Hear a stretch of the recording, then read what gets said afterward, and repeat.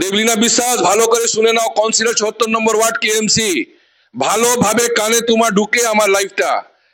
যদি তুমি anti social গুন্ডা বদমাস গাল কাটা নাক কাটা হাত কাটাকে নিয়ে এসে ওই দোকানদার গুলোকে চমকানো ধমকানো হলে পাবলিক চান্দা হবে। কিন্তু এটা ব্যবসায়ী সমিতি অলরেডি আমরা আজকে সিদ্ধান্ত নিয়ে নিয়েছি। আপনি আসেন পুলিশ প্রোটেকশনে আসেন কি আপনি নিজে আসেন, কোনোদিন আপনি জনতা আদালতে আপনি প্রশ্নমুখী হননি। প্রশ্নমুখী কে হয়েছে? মাননীয় মুখ্যমন্ত্রী হয়েছেন। প্রশ্নমুখী কে হয়েছে? ববি হাকিম হয়েছেন, সুজিত বোস হয়েছেন। সবাই গালাগালি করে গেছে, কিন্তু এত এবার সস্তা না যে আপনি গালাগালি করে পুলিশের তাকত দিয়ে আপনি বেরিয়ে চলে যাবেন। এবার পাবলিক ঘিরে নিবে আপনাকে, পাবলিক ঘিরে বেইজ্জতিটা ভালোভাবে করে দেবে, তার দায়িত্বটা আপনার হবে।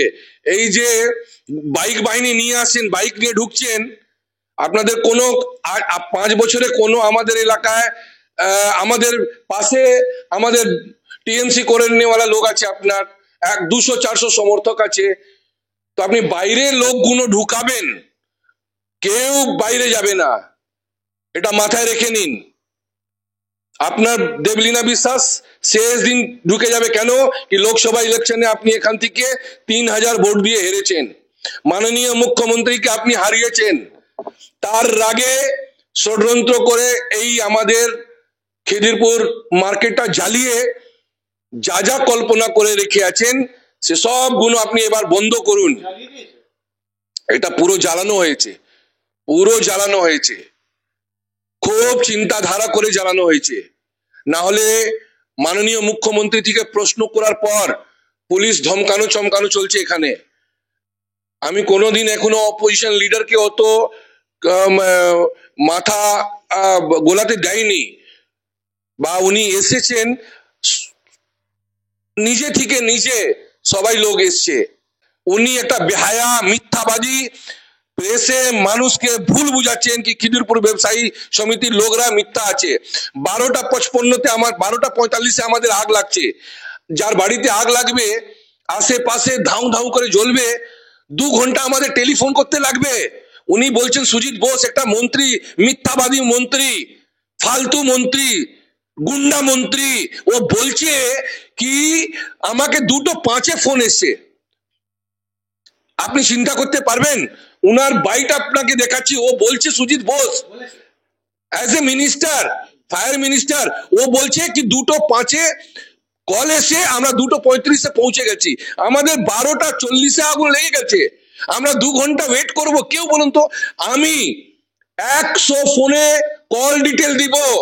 12:55 থেকে থানাকে কবার ফোন করা হয়েছে, ফায়ারকে কবার ফোন করা হয়েছে, সব ডিটেল গুলো আপনাকে কোর্টে দৌড়াবো আর কোর্ট দিয়ে গালে চোরটা করাবো। কারো বাবার ক্ষমতা নেই, সরকার তো দূরের কথা, কারো বাবার ক্ষমতা নেই একটা টেনেন্টকে বা একটা যার ক্ষতি হয়েছে তাকে বুলডোজার লাগিয়ে বা কিছু হলে আপনি করে দিবেন।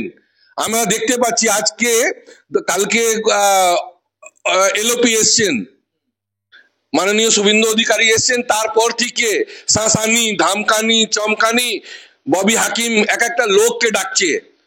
কেন তোমরা ডাকলে, কেন তোমরা আসছে? তো তোমার কি বাংলা খরিদ করে রেখেছো নাকি?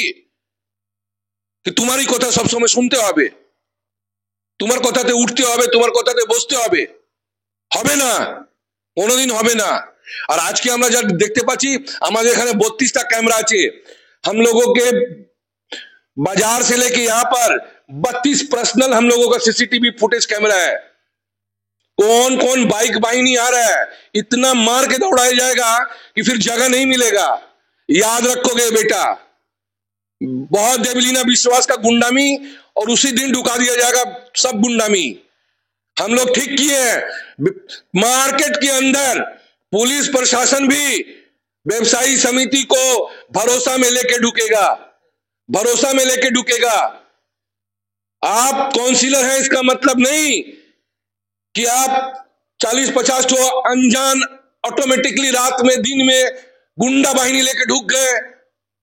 और डरा रहे कि मेरे पास में संगठन है। तो देवलीना विश्वास, तुमसे बड़ा यदि गुंडामी में आओगी तो तुमसे बड़ा ज्यादा गुंडामी होगा, याद रखना।